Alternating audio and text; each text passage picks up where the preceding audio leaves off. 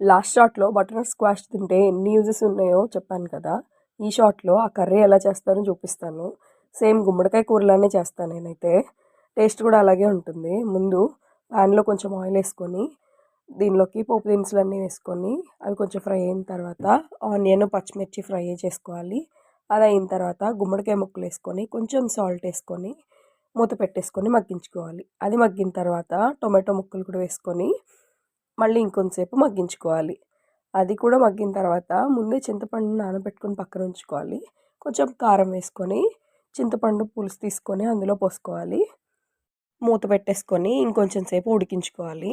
ఇది ముక్క మెత్తబడిన తర్వాత మనం చూసుకొని లాస్ట్లో కొంచెం కొత్తిమీరతో గార్నిష్ చేసుకొని స్టవ్ ఆఫ్ చేసుకుంటే అంతే. లాస్ట్లో కొంచెం బెల్లం యాడ్ చేసుకుంటే ఫ్లేవర్ అంతా బ్యాలెన్స్ అయ్యి చాలా బాగుంటుంది. మీకు నా వీడియో నచ్చితే ఒక లైక్ చేయండి. నా ఛానల్ని సబ్స్క్రైబ్ చేసుకోండి.